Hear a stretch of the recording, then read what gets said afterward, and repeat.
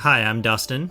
I'm Onna, and we are not qualified to investigate the paranormal, but we might be more qualified than...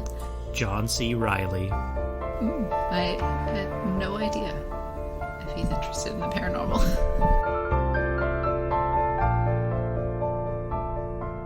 Hello, everybody, and thank you for joining us. We're here to talk about a paranormal tale and then talk about some of the other causes for it, other than paranormal causes.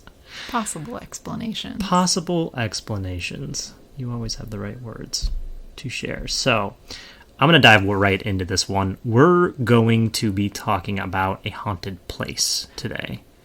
So last time, or I guess depending on which order you listen to these in, we talked about a cryptid. Now we're talking about an actual place that is known to be haunted, or reported to be haunted, numerous times over a century at this point. So we're going to start kind of in the middle, and you'll see why in a little bit. So I'm going to go ahead and start this story. Tell me a story. The year was 1974. Steve was on his way to a resort nestled in the mountains of Colorado for some much-deserved alone time with his wife.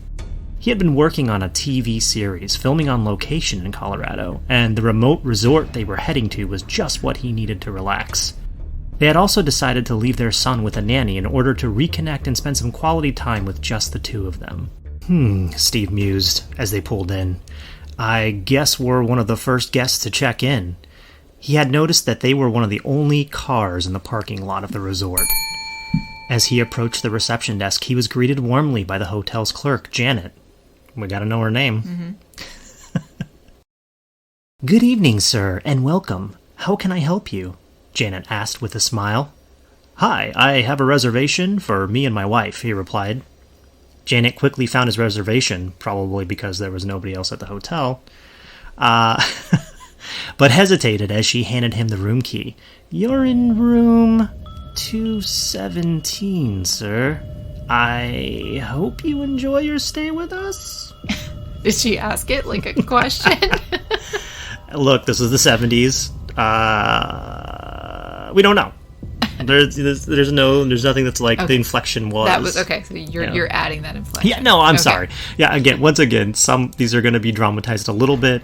Obviously, I'm adding sound effects in. I'm adding some spooky music because when you go and you watch those YouTube channels, that's exactly what they do. Mm-hmm. So we're doing it here too. We want to set this. We want to set this mood. Yeah. We want to make sure that we're doing the story justice. Yeah. I want to feel that. Okay. Well, you're going to. Okay, great. Thank you, Steve responded. Is everything okay? He asked the clerk. She smiled back and said, Yes, sir, I was just making sure that the room number was the right one. But if you have any issues, don't hesitate to ask for a change in rooms, as you and your wife are the only ones staying with us tonight. Really? Okay, is the hotel restaurant bar going to be open? My wife and I were planning on eating here tonight. He's so stuffy. He's a little stuffy. Sensing Steve's surprise, Janet quickly replied, Oh, yes, sir. We're fully staffed. We're just getting ready to close up before the winter. There's a storm coming tonight, but no snow is projected. I just wanted to let you know in case there were any, issues with your room. Steve thought that this whole thing was a little strange, but shrugged it off, and he and his wife headed to their room. Once inside, they unpacked their suitcases and headed down to the hotel's restaurant for some dinner and drinks. After quite a few libations and a great dinner, they headed back up to the room to get some rest for the day ahead. The novelty of being the only guest in the hotel actually started to relax them a little bit, and the drinks helped. The drinks were flowing. And the drinks were flowing. It's such a weird... I never had anything like that happen. Where you showed up and you were the only people? Yeah. At like a large resort. How big is this hotel? It's huge. Uh-huh. We'll get into that. But I'll say at this point in its history, a little dilapidated. It was built a really long time ago. I said it's been over a century. It's built a really long time ago. Mm-hmm. So anyway, sorry, I gave you some clues, but anyway, here we go. Okay. But as night fell, he started to feel a little anxious and was disturbed by the sound of the howling wind outside of his room's window. His wife had already fallen asleep, and he decided to try and lay down next to her and give sleep another chance. But Steve tossed and turned, still unable to find peaceful sleep. In the midst of his restlessness, he noticed light coming in from the hallway under his door, and thought that if he could just turn that light off, that maybe he could finally get some rest. Steve got up and walked into the hallway to see if the light could be turned off. But when he opened the door, he found that the light was already off. As he stood in the hallway, perplexed, he began to hear the sound of water rushing, echoing through the empty halls. Suddenly, he heard a voice crying out for help. It almost sounded like his son's voice, but he knew this was impossible as their son was not with them on this trip. "Dad, help me, please! It's chasing me!" the voice screamed. That's scary. Yeah, isn't it? Yeah. Okay, it's getting spooky. We're setting the tone. Everything's, we're doing the thing. Steve began to run through the hallways, desperately searching for a child who might need his help. As he turned the corner, his terror was confirmed. He saw his son being pursued by someone chasing him with a fire hose that was mounted at the end of the wall. Only there was no one holding it. It was moving by itself. Its brass nozzle seemed to be snapping at the boy's heels like a ravenous beast. "I'm coming!" Steve shouted, trying to close the distance between them. As he ran, the fire hose seemed to multiply, surrounding him and his son, trapping them in a maze of twisting, hissing hoses. Suddenly, Steve woke up in his bed next to his wife, covered in sweat. His heart was pounding, and he looked over at his wife, who was sleeping peacefully beside him. He shakingly reached for the pack of cigarettes on his nightstand and lit one up to try to calm down. Staring out the window at the cold, blustery night, Steve was beginning to settle down and had a thought. What a great story this would make.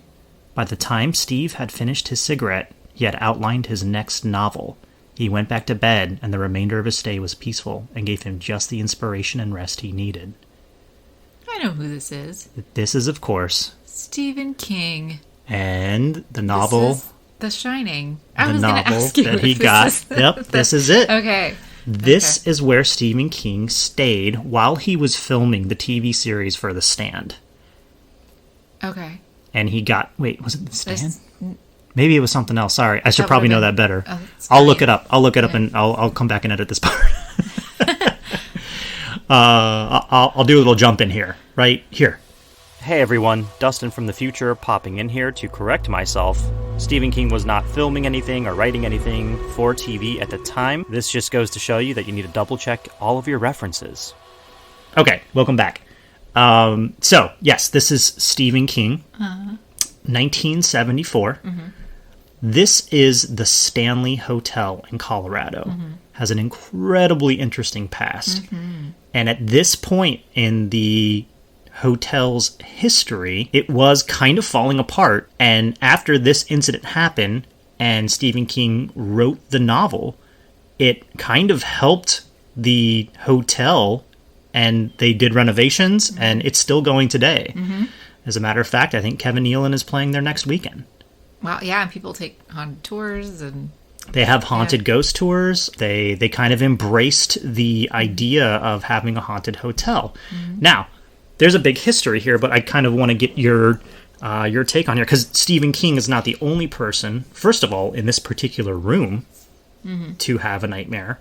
It's a nightmare, huh? Yeah. And I think the overall ambiance of the hotel is just kind of it's falling apart, but the overall ambiance kind of gave him this initial push and initial, might have set the tone. Now, the rest of the story kind of goes that Stephen King, would go down to the bar every night. He was the only one in the bar, talk to the bartender alone, and that's like the scene that you see in The Shining where Jack's talking to the ghost bartender. But the bartender was the one who told him all the stories, all the ghost stories, because there was no ghost tour at that point. Yeah. Oh, it's So- going to be so hard for me to be objective on this one. Yeah, I know, because we all saw it as kids, and it's so embedded. Right, but I think that's that's one of the main themes, right? And we always get into these themes. But anyway, so initial thoughts on, I guess, places that make some of us so uncomfortable that we actually, it's like maybe somewhat in our subconscious, and we have nightmares. Is there such a phenomena? Do we know of anything like that?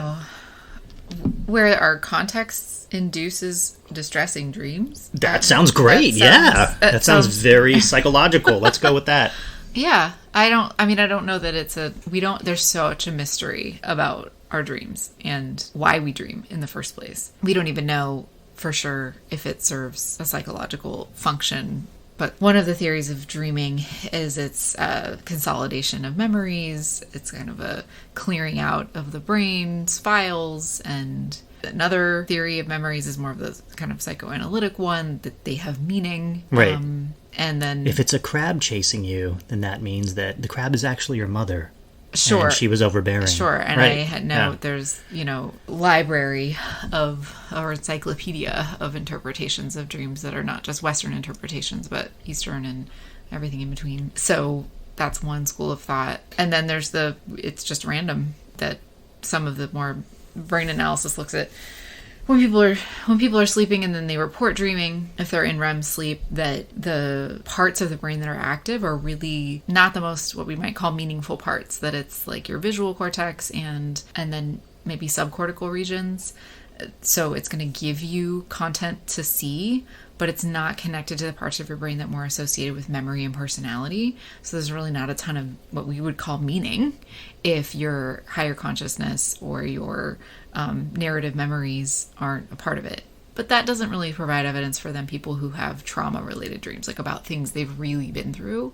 That provides a little more evidence for the consolidation of memories, and we need to dream to process things. I don't think that Stephen King's son was actually chased by a phantom fire hose at some point. Right. But I will say that, Maybe, as far as serving a purpose, Stephen King made millions of dollars on The Shining alone throughout all the franchises that it produced. And, thinking, like, if you think about artists who have kind of like John Lennon from the Beatles, had the dream about the man on the flaming pie who said, there will be Beatles with an A, and there are. And that's how he came up with the name The Beatles. Like, all these, like, very... It's chicken or egg, kind of. Yeah. Okay. So they were probably doing everybody was smoking pot and doing cocaine and drinking a lot. Stephen King was struggling with alcohol at this point too, and that's one thing he writes into his character in the thing. So like when I say they drank a lot, I'm guessing they drank a lot, like a lot. Like he had a lot that night. He had a lot that night. Yeah. So your question though is back to my question about could a place induce a dream, a distressing, like a nightmare? Yeah. And I mean theoretically, our daytime experiences could influence what we dream about at night. Yeah. Ask anyone who's had a trauma-related dream. Right. And I think for me, I've been put into... I'm trying to think of how I can say this correctly. I've been put into some situations where I have been made to sit in a room that I'm fairly sure was designed to make me uncomfortable. And it might sound very mysterious, but I think my point is that, like, I kind of get the feeling that was something that was manufactured, but sometimes buildings just kind of naturally after a while kind of take on that look or feel or whatever, and subconsciously they make us nervous, or they make the color of the carpet mixed with the color of the walls make us for some reason. It just like sets something off in people is kind of what I'm getting at there, or just gives you a general sense of unease. And then of course you would have those that would kind of set the tone. But again, they weren't scared. His wife slept fine, right? So, and Stephen King is obviously a very creative, artistic person. His wife's a writer too, but he is the horror genre master, right? So I don't know if he, again, it's not like he had trauma, but like maybe just an overactive imagination mixed with the feel of being in a large hotel with only you and your wife, but like a full staff, and there's howling wind outside, and you drank a lot. Well, yeah, I guess I think there's so much more to talk about with this place. If there were 100 years of hauntings, I know I don't, and we'll probably cut some of this, I'm sure. But it sounds like he went there not knowing anything about the history of this place, and then he had this really strange nightmare, and then he decided to write about this place as if it were haunted, before he even knew that it had a history of hauntings. That's a good question. I think he knew that it had a history. I think he knew it was an older place. Even in the 70s, it was, at that point, close to 70 years old. So I think he knew it had a past. He knew that there were quote unquote ghosts. Like I said, the bartender sat there and told him the stories. I don't know if he sat there and told them that night, or if that's just something like throughout his stay that he hung out with the bartender who was telling him all these stories. Yeah, I don't know. Okay. Yeah. Oh. Yeah. I'm so curious. Anyway, so with that being said, yes, there is so much more to unpack here. We will have many other stories where we talk about dreams, I'm sure, and kind of that environment. But this is kind of just our first kickoff to it because this is what put this place on the map. It wasn't the original hauntings that put this place on the map. It was getting ready to go under. Again, Stephen King wrote this story. It made this place so famous that he's not the only famous person to have stayed in that room and to have been freaked out. And we'll get into that. But first, let's talk a little bit about the history. I mixed a little bit of the history in with some of the ghost stories because there's so much. There's just I can't tell you every single story that I was able to find and read about. What are we calling this place again? The Stanley Hotel. Okay, because in my mind it's the Overlook, but that's not its name. No, that's not its name. Stanley. The Overlook. I don't think he wanted to call it that because he didn't want the place to go out of business because of him. Yeah. You know what I mean? Yeah. Anyway, okay, so we're going to start with the history, and also I'm throwing in the ghost stories as we go along because the history kind of coincides with it. The Stanley Hotel is a historic hotel located in Estes Park, Colorado. It was built by Freeland Oscar Stanley and opened its doors in 1909. The hotel is well known for its iconic architecture, stunning views of the Rocky Mountains, and as an inspiration for Stephen King's famous novel, The Shining, which we just read about. Freeland Oscar Stanley, the co-inventor of the Stanley Steamer automobile, was diagnosed with tuberculosis in early 1900. His doctor recommended that he spend time in the clean mountain air to improve his health. Stanley Steamer was an automobile? Yeah. You want to go into the history of that? I don't have that. To me, it's a carpet cleaner, so, go ahead. Stanley fell in love with the beauty of Estes Park, and he decided to go build a hotel to cater to the wealthy visitors from the East Coast. Construction of the hotel began in 1907 and was completed in 1909. The hotel was designed by Denver architect T. Robert Weiger and featured a neoclassic Georgian design. The Stanley Hotel boasted modern amenities such as electric lights, telephones, and ensuite bathrooms, which were unusual for the time. Yeah. Oh, yeah. Such a different time when it was like, let's go to a hotel and have a bathroom inside. Yeah. Let's poop inside tonight. Fancy. The hotel quickly became a popular destination for the rich and famous. It hosted notable guests such as Theodore Roosevelt, John Philip Sousa. I don't know who that is. Sousa. Who's that? I don't know. How do you know I mispronounced it? Because I know names sometimes, and not even who they are, but it's Sousa. And the Emperor and Empress of Japan. I don't know which one, it doesn't say. The hotel's popularity also led to the development of Estes Park as a tourist destination and helped establish the nearby Rocky Mountain National Park in 1915. Yeah. There you go. Pretty neat. Mm-hmm. Okay, let's talk a little bit about the builder, proprietor, the man who started it all. Stanley Steamer himself. Stanley Steamer. After Freeland passed away in 1940, many guests have reported sightings of his ghost in the hotel bar and billiard room. Children who wander off have reported that a man who fits Freeland's description helped them find their way back to their parents. When the parents go to thank this mysterious, helpful stranger, they can never find him. Flora's phantom, Flora's his wife, on the other hand, is frequently spotted/heard playing on the piano in the lobby. Mm-hmm. Pretty neat, huh? Yeah, it is neat. So these are two, and we'll go on, but these are two ghosts who are very helpful. Mm-hmm. Very helpful or just kind of playful. They're just running their hotel. Yeah. Freeland's drinking at the bar, playing pool, mm-hmm. And then if he finds a lost child, he helps them find their parents. That's great. Mm-hmm. You don't hear that often. Usually ghosts are trying to steal children away to the underworld or something. And Flora's playing the piano for everybody. That's great. Room 217 has a special history. Now, room 217 is the room that he stayed at. Now, it has a special history from the beginning. I hope it's nothing as scary as the movie. The book. I don't think so, no. During a major storm in 1911, an explosion occurred while Miss Wilson, the head housekeeper, was lighting lanterns in room 217. The blast sent Elizabeth plummeting through the floor and into the McGregor dining room below. Oh my God. To the surprise of many, Elizabeth survived the ordeal with only broken ankles. And she was also in a coma for 7 months, according to some reports. So... those are two pretty different outcomes. Yeah, but she did break... I think she broke both her ankles, but she made a full recovery. She went back to work shortly after recovery and spent the rest of her days living and working at the Stanley. She worked there until the age of 90, and I think she lived there too, so she passed away. In the hotel, sorry. I didn't finish that thought. She's not still alive there. Uh-huh. Well... It is said that she now spends most of her afterlife tending to the room, as guests have reported peculiar occurrences such as moved items, unpacked luggage, and flickering lights. Miss Wilson, who holds traditional views, has been known to create a chilling sensation for unmarried couples who share the bed in the room.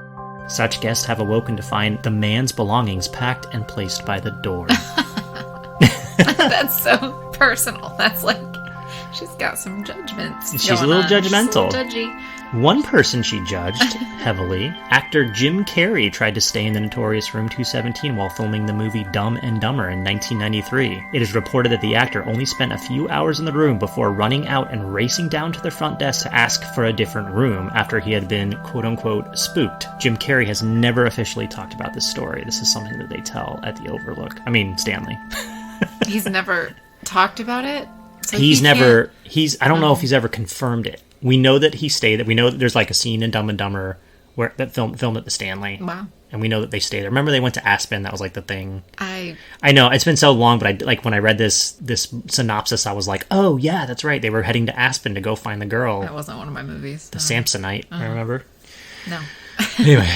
But the person who that happened to allegedly won't talk about it or has never. He's never denied it. He's never. Who's asked him? I'm sure people have asked him. I would love to see. He's a pretty open person in interviews. Like he stays away from the press. I feel like I'm not anything. Whoever he is aside, when the person who something like that's happened to does not talk about it again, and people use that lack of talking about it as evidence that they must have been so freaked out. That's an absence. Yeah, I don't know. It's quite the opposite. I don't know if that's been said. Like I don't know if it's like he never talks about it, so it must be true. I don't know if that's said. Okay.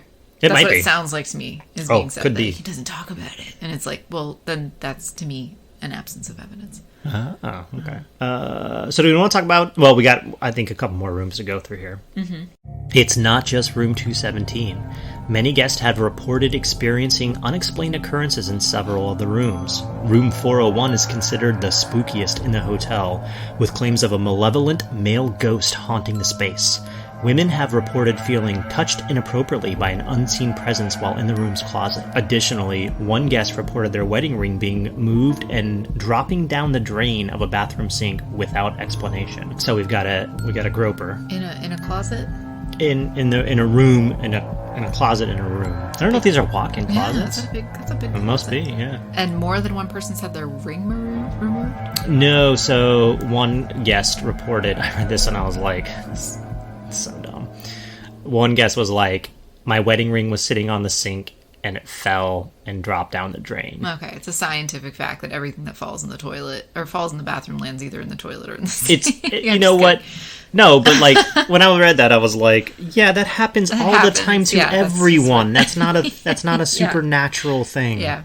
Something weird happened to me in these rooms. Now, maybe, and to this guy, guy or gal's defense, maybe it really moved. Like, it was, like, inches away from the sink or from the drain or whatever. Now I'm excited to share with you what my understanding of what might be going on with some of these objects being moved. Do you want to talk about that now, or do you want to continue on with the rest of the synopsis? I'd like to hear more. Okay. Yeah, let's finish this, and then we'll go through it point by point. Room 407 is another site of paranormal activity, with guests reporting feeling tucked into bed by an invisible force, or feeling someone sit on the foot of their bed, only to find that no one is there when they turn on the light. Aw. It's just tucking you into bed. How cute. Sweet. Yeah. And then sitting on the end of the bed and watching you sleep. Mm-hmm. Room 428 is haunted by the vision of a cowboy standing in the corner or looming over the bed, despite there being no rooms above it. I don't know why that would be despite. Oh, like it couldn't be a man peeking through a hole in the ceiling? Yeah, I guess the cowboy. Creepier than the idea of a ghost. Now, here's something that's interesting. Some female guests have reported waking up to him kissing them on their foreheads.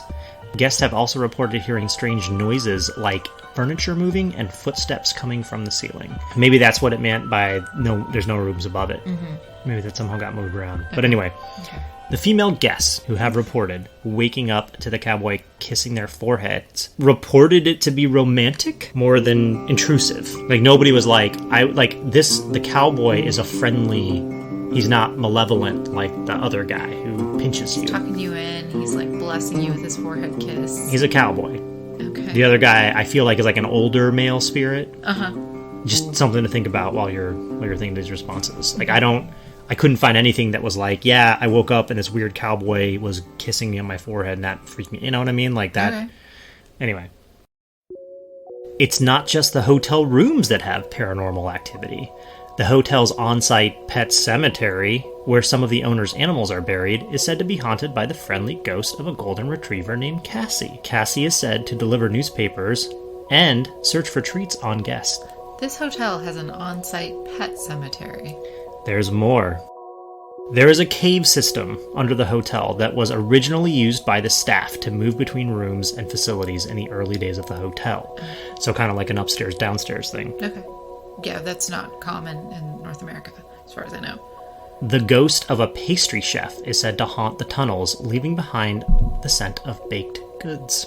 How French? I don't. Okay, so really, really unusual architecture and unusual features. Everything. And macabre features, like I guess dark caves and pet cemetery. Yeah. Is a cave dark? I mean, I'm sorry. I mean, is it like, I don't know. Spooky? You didn't describe. You said you called it like an underground. It's cave they call it a system, cave system. Yeah, it could be just a basement system that could be perfectly well lit. I don't know. Okay. I don't know. Maybe it is well lit. According to some hotel tour guides, there is a ghost of a child believed to be the spirit of a young boy who stayed at the hotel with his family many years ago. The boy was said to have autism and would often wander around the hotel on his own. One day, the boy disappeared, and despite an extensive search, he was never found. Some believe that the boy's spirit still roams the hotel to this day, playing with guests' hair as he once did while he was alive.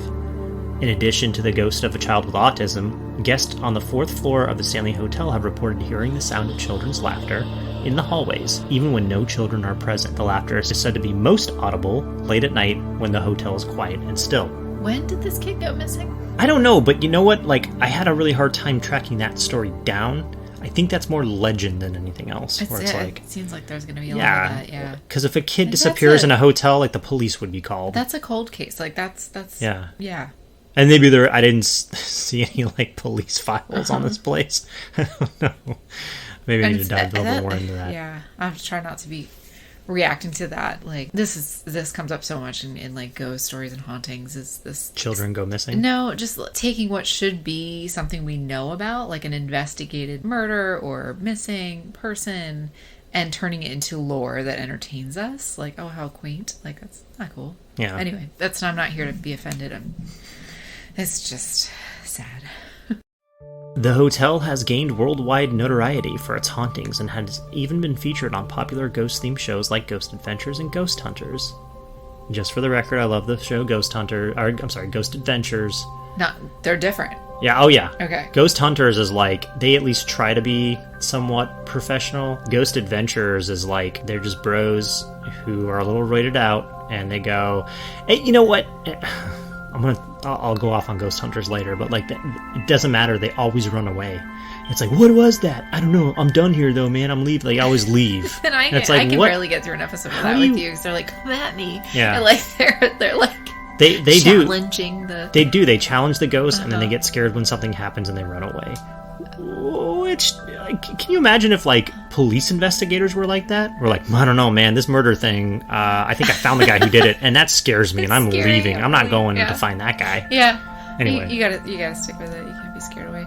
But they call themselves investigators, and I'm like, absolutely not. You're running away. We could do a whole episode on that. We will. Yeah.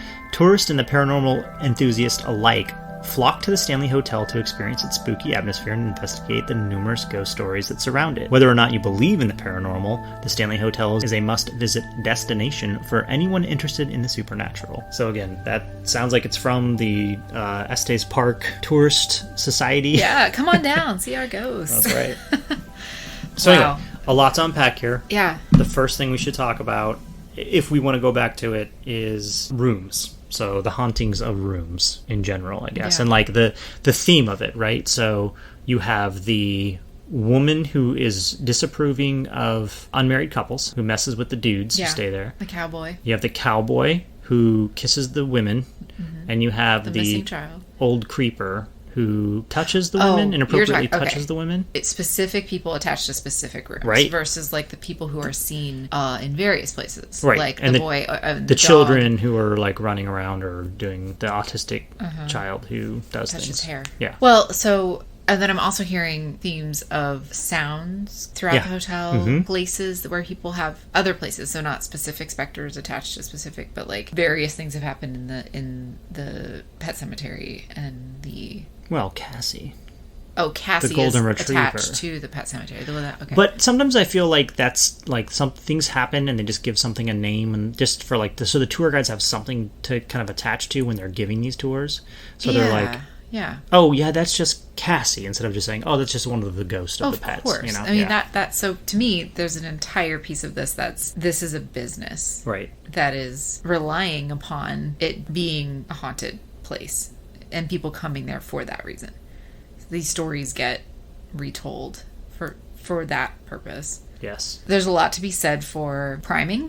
Like, if you know going in. Right. If you know these stories going in. And this is what... the ghost hunters often try to say they know nothing about a place before they go, but how do you remove what you've heard? Oh no, they definitely do research before they go. Okay, they'll do like a synopsis as they're driving. They do one of those scenes, driving in the car, like, okay guys, here we go, we're going all head to the Stanley Hotel, and there's this and there's that. So there's this old lady in room 217, and there's this thing happening over here, and there's Cassie the dog.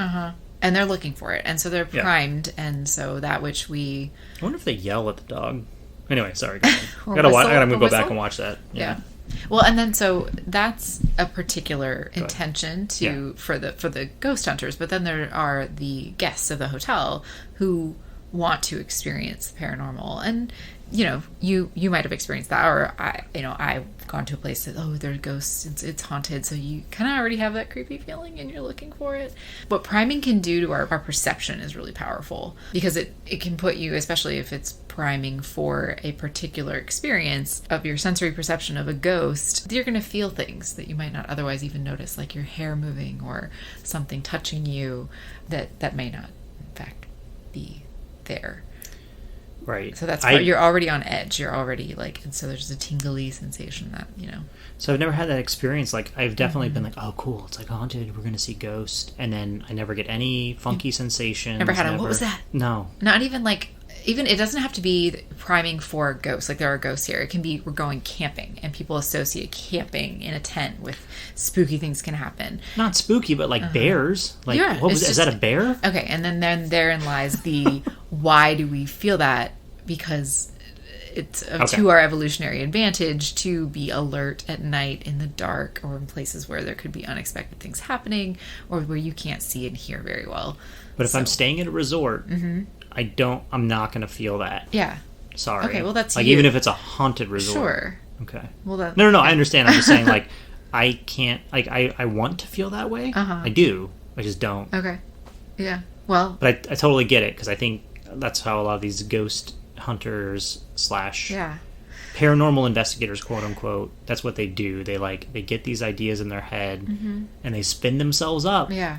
And that's one of their, sometimes you'll even see they'll be like, look, I have goosebumps. Yes. See, isn't that crazy? I have goosebumps. Yeah. And it's like, no, you're freaked out, nervous. man. Exactly. Yeah. And then and so what you're also highlighting is we're hearing these stories again and again and again from the guests who report them. What about the hundreds of guests who didn't experience these things? And that's right. There's a name for that. No, we can cut that in if you want me to look up the name of that. And it isn't about that's an absence of evidence. That's actually many, many observations of what the hotel is typically like. And then there are these anomalies of the people who say this did happen. So I'd be curious to know, of the hundreds of guests who do come on these ghost tours, how many do experience these things? And priming is a huge possible explanation for them being, quote, witness to something they already heard about. I almost guarantee that I would be one of the people who would not have an experience at this hotel. Well, sure. Yeah. And because you're not primed in the same way, you're not believing it already going in. But what would you say to somebody who was like, well, that's just because you're not in tune enough, or Sure. you block it off, or... So, and that's where, like, if we're talking about the Stanley Hotel, which I think a lot of this would come down to, this is a place that has an incredible amount of notoriety, an incredible amount of priming, an incredible amount of repeat storytelling, and people who want to believe and want to be in on it because it's cool and it's famous. Then we're talking about, versus the question of, are there ghosts, and are these ghosts human entities that have passed away? And, like, that's obviously not a question that science can answer because we don't have the tools to assess it. So is it possible that, that there are other realms and spirits? I mean, we're not here to really answer that question as much as to give plausible explanations for the perceptions of these experiences. So we've got the people, the repeated types of people in the room. Yeah. My thought is you would have to see how many people had already heard about that particular entity before they stayed in that room. So, and I'm sure most of them do, because I think even if you go on to book the room, like if you go to book room 217, it's the Stephen King the cowboy suite. Room. The cowboy room, that's right. Yeah, no, absolutely. Yeah. For me, what's the physical, like, women who are being touched inappropriately? Like, what's that mechanism? What's a possible mechanism for them feeling that? Sure. Other than men are terrible and the world is a nightmare. Yeah, well, that may be part of the priming. Like, honestly, Okay. like that we are on, potentially on edge for that. Or if you are thinking about the realm of fear, right? What are we afraid of? We're afraid of ghosts. We're, as women, we're also afraid of being assaulted. These things overlap in our brains. We can't differentiate a saber-toothed tiger from a car accident. Our body reacts the exact same way. And I think that may be part of, if you're going to a place that may be haunted and then it activates all the fear kind of schema in your brain, that it could be, this is the nature of the haunting that a person experiences who is a woman or who is in a culture of a lot of those things happening. Another piece can also be, as you said, the goosebumps, the feeling of being sensory primed, not just cognitively perceptual, but like our sense of touch and our body to be like, oh, what was that? If you walk into a closet and a robe brushes up against you, that's a small space. That is the place you are most likely to bump into something. Right. So if you're already on edge and then you walk into a closet and you bump into an object, what was that? I think that because it's places where small spaces, dark spaces, you're already sensitive parts of your body. So when you say the dog is sniffing people's crotch, I didn't say that. did you I say said that? Butts. Looking for treats is what you said. But where do people look for treats? I don't know, in their like pockets. in their pockets, so like Right, their right. pockets are moving or whatever. I mean, right. I think that's an interesting that are the parts of ourselves that we protect the most. We're also maybe going to perceive inappropriate touch because we're on edge. Beds being made or people being tucked in Yeah. while they're sleeping. Yeah. Well, to me, then the context becomes, again, dark. The nighttime sleep. Our guards are up. Our wits are not their sharpest. And also our imaginations, as I said, even with dreams, can be highly active. And so this is where we can all, we might say, freak ourselves out lying in bed at night. Things go bump in the night. And again, to me, it's priming of the story goes that someone will tuck you in. Okay. I felt that. Did you feel that? You're sleeping in an unfamiliar bed where the sheets, the blankets, the way things are tucked in could be unfamiliar. I hate the way hotels when they are tuck so my tightly God. tucked. Yeah. I don't know. It bothers me so much. Yeah. Anyway, These are all plausible. I would jump up Yeah. and yell at the ghost if they were like, I'd be like, bro, I just untucked These crazy these tight ass, like, what are you doing? Anyway, I would be, I understand you're trying to help. I understand it. Yeah. Just Yeah. go find something else to do with the afterlife. Like, stop tucking people in their beds. Sitting on the end of the bed. These common I things. feel like that's the same, like, sensation almost. Like you feel the bed tightening around Yes. you. You know? Yep. Yep. You get into a really tightly tucked hotel bed. That could be part of that too. The children, specifically the autistic children, like that. Like, and you're right. I couldn't find the story on how long ago that happened. It's just, I think it's at this point, it's just a legend. Yeah. So, first of all, if any child goes missing in a hotel again, cops are going to be involved. And I'm even back in the 50s and 60s, I would think like cops would be involved. Yeah. Like there would be a hunt for the child. And they said an extensive search. I don't know what that means. Like I guess we have to go on this ghost tour and actually kind of figure it out. And maybe we will. Yeah. Maybe we'll do an episode where we go to the Stanley Hotel. But that would be great, because then everything that we will obviously go out the window when you and I both get haunted somewhere. Right, we'll delete this entire pod. Whole pod. No evidence, just like Jim Carrey. I found it really interesting as you describe these entities that the descriptions are so specific and idiosyncratic, like cowboy and autistic child is very different from what you often hear as like the lady in white or, something. That's coming. Okay. With the photographic evidence. Okay. And so that to me speaks maybe more to lore and storytelling, and that maybe the hotel folks just know, like, the more specific you can be and unique, the more appealing that will be to people. I saw the cowboy. And then the autistic piece is also, gosh, I would really like to know when that allegedly happened, because children weren't even given the label of autism, as far as I know, in the early 1900s. That label wasn't commonly used. It would have been mental retardation, an older term, general term, if anything even. So that's really interesting to me. And that may just be a convenient then way to explain the theme of, it'll be if your hair gets grazed, then it was the kid who did that. So that any, again, really pretty mundane physical sensation, right, like you brush your most sensitive parts of your body, like the hair on your skin, your privates, your breasts, your hair, that you can feel move. There's a very particular explanation for that. Okay. So, yeah. Phantom smells, like baked goods. Yeah, phantom smells. So when you said smells, and like water running through the pipes, or water running, that was the laughing story. Sound. Yeah, that was Stephen King's story. But it's an old building. An old building goes that to me. An old building. When he was asleep, he probably heard someone flush the toilet. Yeah. Even though he was the only one staying in the hotel. Yeah. The toilet might have flushed itself. Yeah, and does this hotel have a kitchen? Yeah. Does it have room service? Yeah. It's got a whole bar, and that's where Stephen King and his wife ate. Yeah. You can, at 2 a.m, staying in a hotel, smell ketchup every now and then, because someone down the hall ordered French fries, right, and then put their tray out in the hallway. This was in the cave specifically. Remember, that's where the pastry chef hangs out. I have a theory about that. Did they have then I'm going to, how old is this hotel? Did they also have did they store things down there, like anything for burning, like wood or coal or anything that would have I'm sure, but charred smells. I mean, this isn't psychology. This is just no. But I was asking you for a psychology thing, because my guess is that, first of all, caves are a very stable temperature.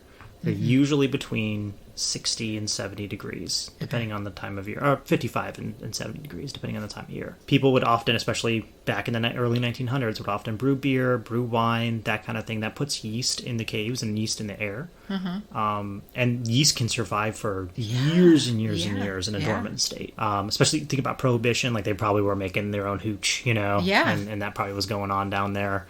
Yeah, especially maybe if it was one of the few places around that had this underground system. Yeah, in the Prohibition era, and maybe they were storing goods down there at some point, even just like normal dry and goods that needed to be refrigerated down there. So like the yeast, again, for me, like I was a home brewer for a really long time, and that's not surprising to me that the smell of yeast would be, because I've been in many caves actually. Like when you go to some of the places in Napa Valley, or you go to some of the breweries, the Yingling Brewery, they have that they cave. don't brew down there anymore. No, but they did, and it still smells like beer. It really does. Yeah. But of course, the whole place smells like beer. It smells yeasty too. Yeah. I mean, I'm obviously now I'm gonna. Right, but anyway, I was just wondering if there's like a psychological explanation for smelling things other, that aren't there, other than maybe having a stroke.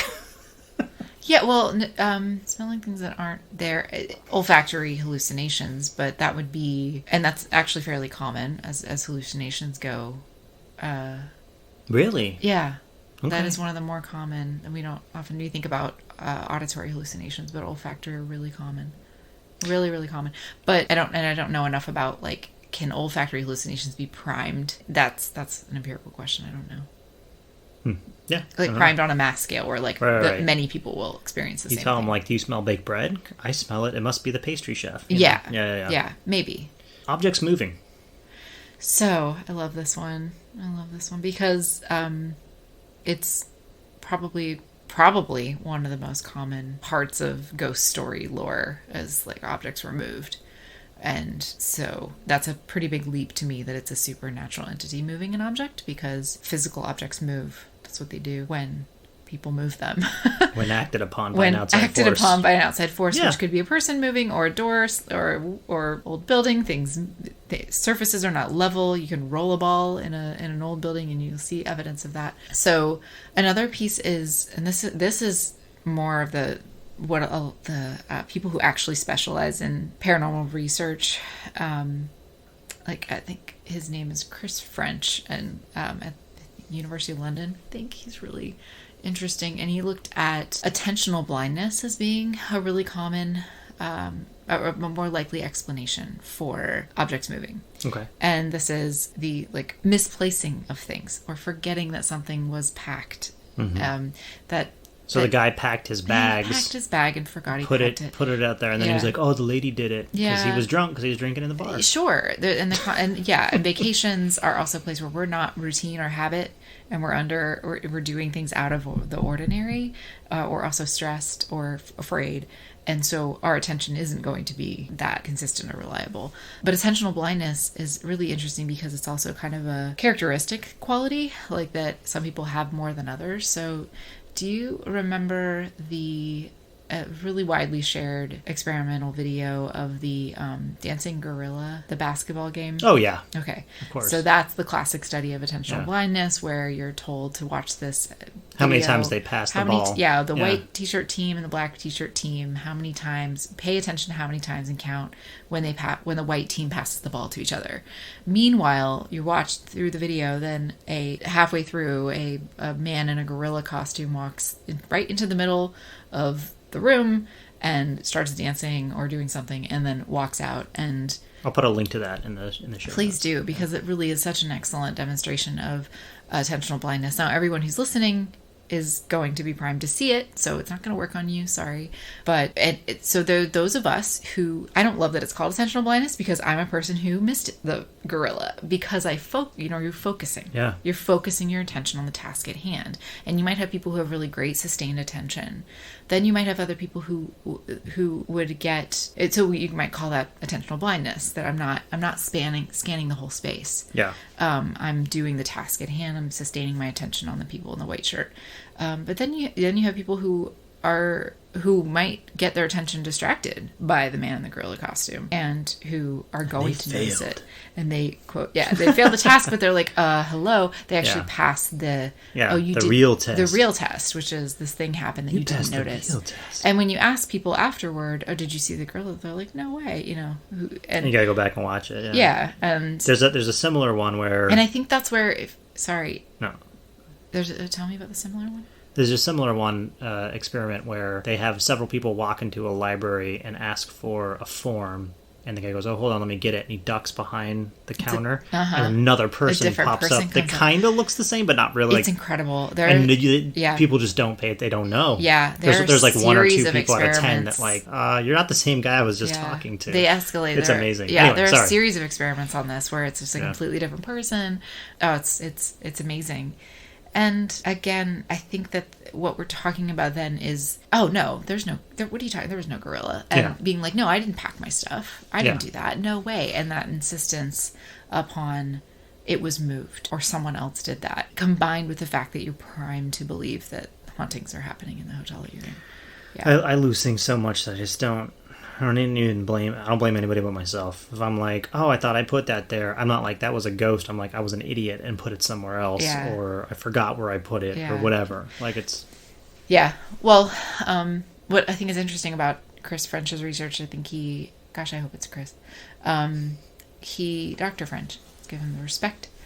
I think he did just some associative research where they did the attentional blindness experiment component, and then they asked people about their belief in the paranormal, and they're associated, or people who had said that they had experienced paranormal activity or things, mysteriously moving that they attribute to paranormal pieces. So this is a characteristic piece that might follow across situations. Christopher French. You're right. Thank you.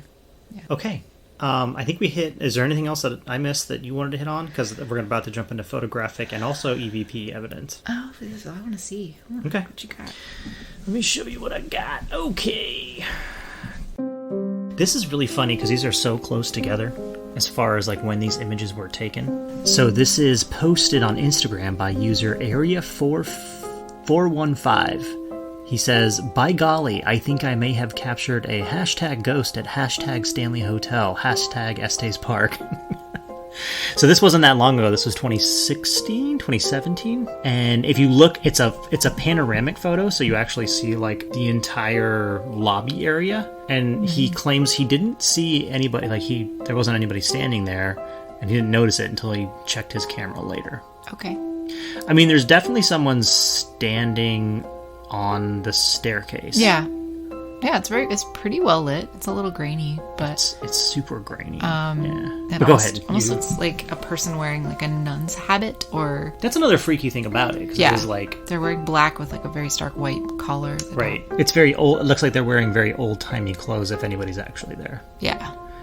Also, sometimes I wonder if like the hotel staff doesn't have people walking around like that. Sometimes, just like trying to perpetuate the myth, right?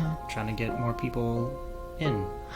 Yeah, it's so difficult with this because this is a person saying, "I've captured an image of a ghost," when it's like, did you have attentional blindness and not notice that there was someone standing there when you took a photo? Did you know there was someone standing there and you're just claiming that there wasn't? Right. So that's what we would call hoax. Not all hoaxes are intentional, right? Right. There's witting and unwitting hoaxes. Yeah. For sure. Yeah. What I also see, you can't see their face. You really cannot tell if there's anything unusual about the person in any way. I don't know. Other than you can't see their face. Yeah. It's definitely not a cowboy. It's not a child. This is where the lady in white thing comes through. And there's actually some more pictures on this staircase, I believe. Of ghosts. This particular... No, totally different. Okay. Well, I don't know. Maybe the ghost changed clothes. Do we know how tall? Like, can you estimate how tall this person would be? 5 feet. No, I can't. I mean, I have no idea. Does anyone have any? Okay. The angle that it's probably really hard to do. Yeah. Did the hotel come in and say, "Oh, that's the"? Oh, I'm sure the hotel totally buys into it, and it's like, "Yep, there's a ghost. You got one." Mm-hmm. Okay.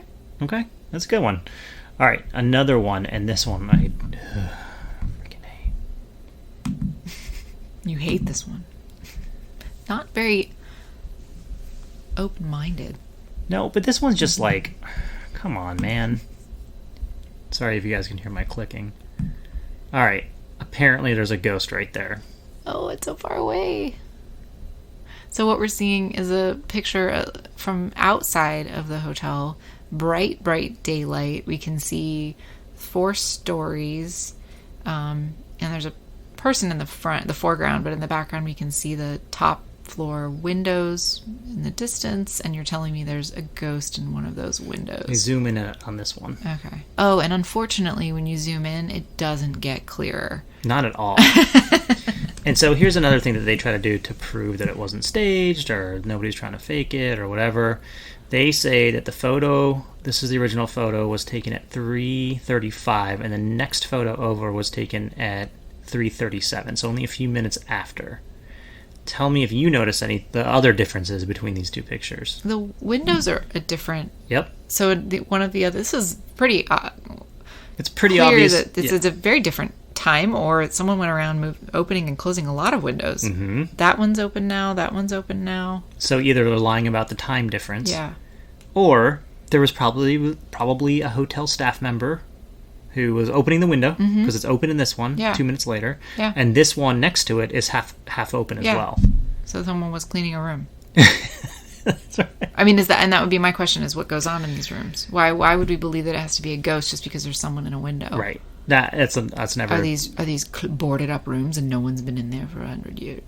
And I can't even you can't even tell if it's a person, and it's such a terrible picture. Yeah. Anyway, this made national news. This was on.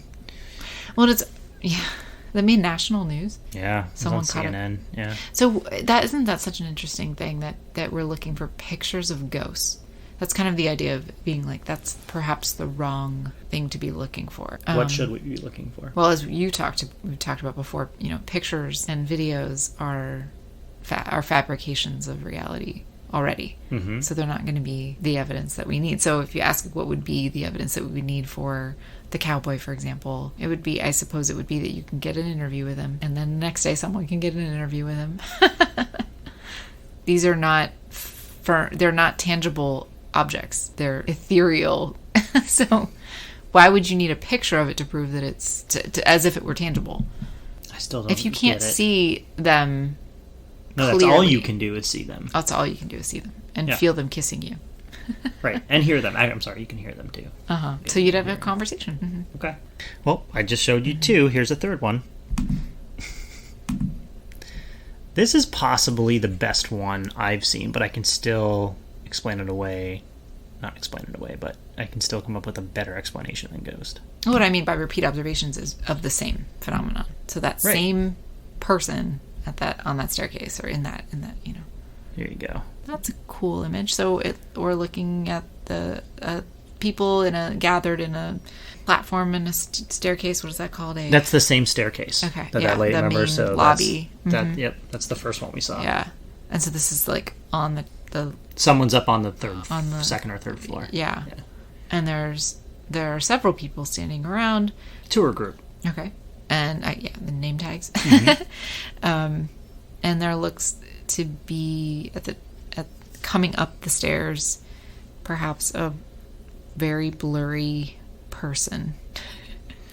I would say you could probably venture a guess a little girl in a nightgown. It's like, you see maybe perhaps the image of dark hair and white You gown. get dark hair? I get blonde. Well, hair that's darker than the blonde. Than the you see white, hair. You see Got it. like long shoulder length hair, yeah. And they look a little transparent, like you can't see you can see the carpet behind them in parts. But it also, you see light flare. There's lens flare everywhere in this picture.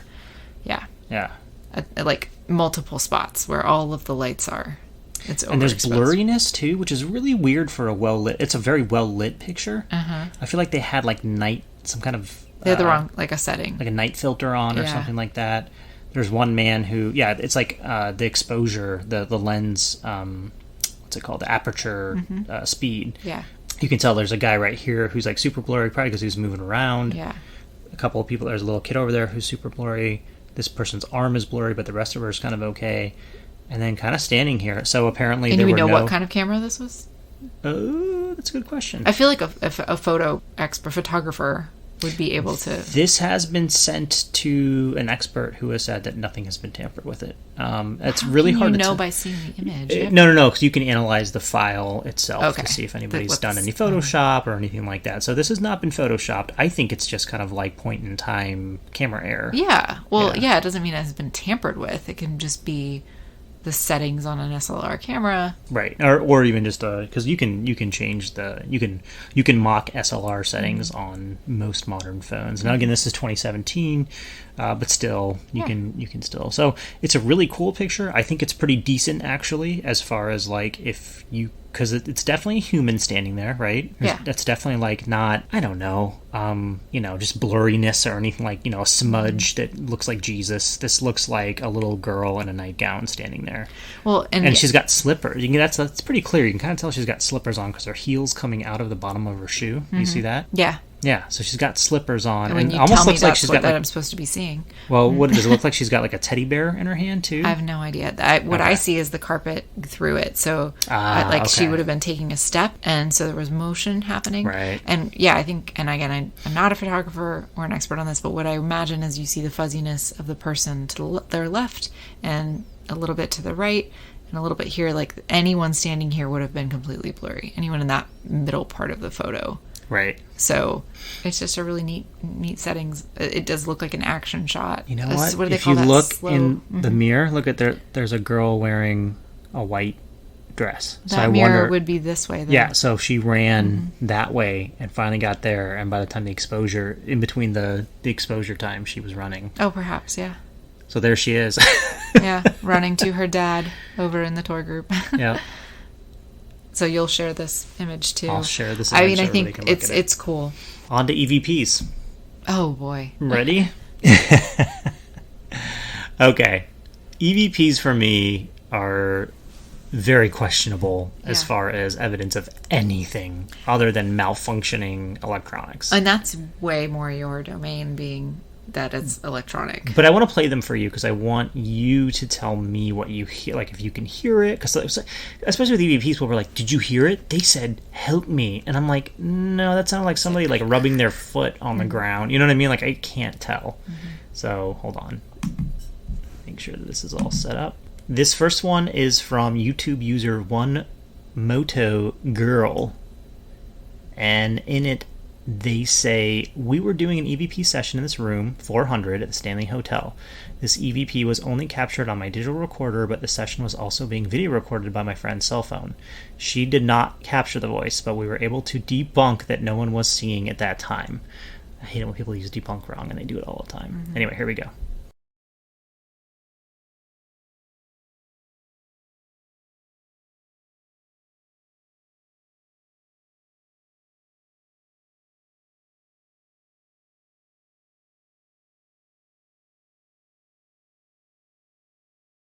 Know that about you, but were you around to see Singing in the Rain with Gene Kelly? What a great movie. Or did you even know of movies? Did you see a movie? And can you sing the song?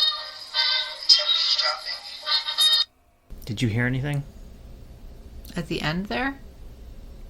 Apparently someone was singing. It's hard to tell because they're playing the song in the background. Let me play it again. I didn't hear it. I kind of heard like a mumbling in the background, but it sounds like there's multiple people Like, there. Yeah. Yeah, that's the only Also, other sometimes things just record and they sound like that. Yeah. Okay. Yeah. So you didn't hear anything either. Good. So tell me again about that. This was at the Stanley. At the Stanley in room 400, they were playing Singing in the Rain in the background. And I think it just says that you hear somebody singing. No. And sometimes people will just post things to YouTube and be like, "Let me know if you hear anything," because I don't. That's not here, though. They're actually saying they heard something. Okay. Good. I didn't hear anything either. Here we go. This is from another user, Sienna Lane. She stayed at the Stanley Hotel 3 years ago. And she did like a whole session, and she like went around to different rooms, and she was really thorough about it. She says she hears things. I don't know if I hear them. I'll play it for you and see what you hear. What were their names?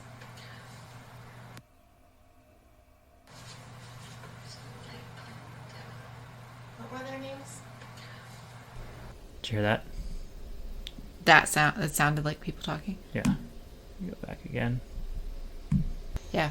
So I don't know that we're analyzing audio. I'm just wondering if you were appropriately. hearing. No. And I'm just wondering Yeah. if you're hearing everything. If you're hearing human voice or not. I don't. Sure. If you tell me, but it's just an audio recording. I don't know what. Okay. What. And her because- mom speaks in there, and anyway, like you can hear like a very soft female voice that apparently nobody's speaking, and then her mom speaks over it, and then the other voice speaks again. Yeah, that's neat. I don't. It's your domain with the using electronics, using images, using sound, using video, because Yeah. it's if it's supposed to be an entity that chooses to reveal itself in whatever way that it wants to when it wants to. I don't know how that would be proof. When going back and doing some editing on our podcast, I hear noises sometimes. Yeah. I'm like, what is that? Yeah. And it's a crate, when I did it, and I was like, what? When I started talking about this one ghost or this one entity, all of a sudden I hear this noise. Yeah. And it's our cat purring. These are incredibly sensitive things. So, real quick lesson here on super rudimentary electronic theory. When an electron passes through a conduit like wire, an electromagnetic field is created. When some kind of magnetic field passes over a wire, an electron starts moving through the wire, right? So that's how generators work. That's also how microphones work. When I'm talking to you right now, the sound is hitting a little diaphragm within the microphone itself that is surrounded by other wires that is capturing, that is basically those electrons are then translated from analog signals into digital signals, all that kind of stuff.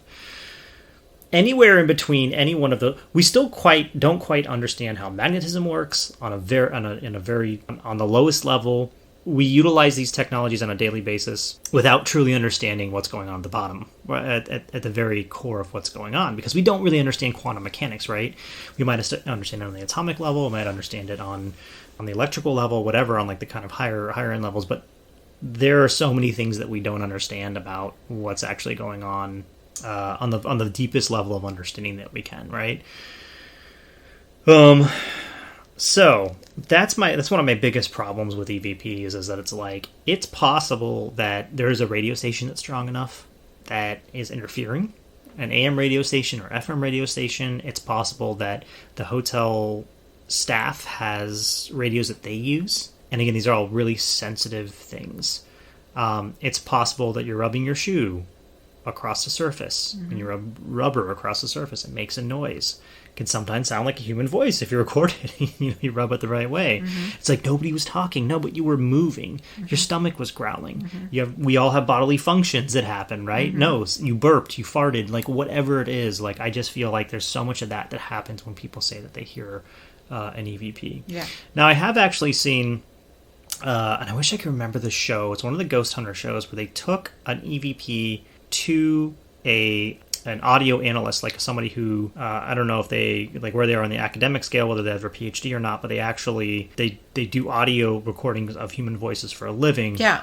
And they heard an EVP and they were like, that is a human voice. And they looked at the waveform and they were like, that's a human voice. Well, that's the biggest criticism I'm gathering in my minimal review of EVP for us to do a whole episode, is that very few of these samples have actually been analyzed by people who are trained speech pathologists or auditory specialists who know how to what a human voice sounds like and looks like on wave files or whatever. The minimal experience I've had with analyzing sound samples. I worked in an auditory lab once as an undergrad, but these people listen. They just listen with the naked ear, and that again is subject to all of the biases of our auditory processing, which is just like any other sense. What we see, what we hear, what we think, what we feel. I don't say think as if it's a sense, but that is the part that is actually priming our entire brain or causing us to say that we hear human voices because we want to. And on that note, which is a beautiful note,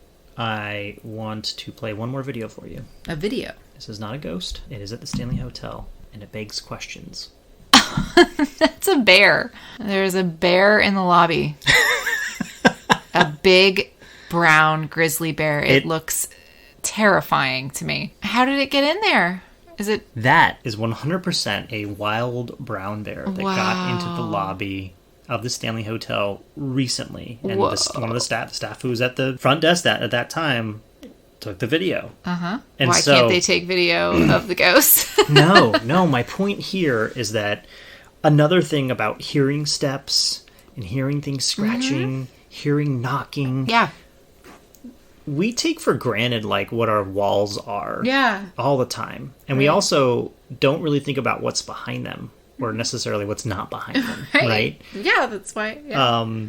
If a brown bear can get into the lobby of this hotel, there's probably rats. There's probably raccoons and squirrels in the attic and mice and there's everything. It's not just an old building. It's an old building in the middle of the Rockies, the wild. Yeah, in the middle of America.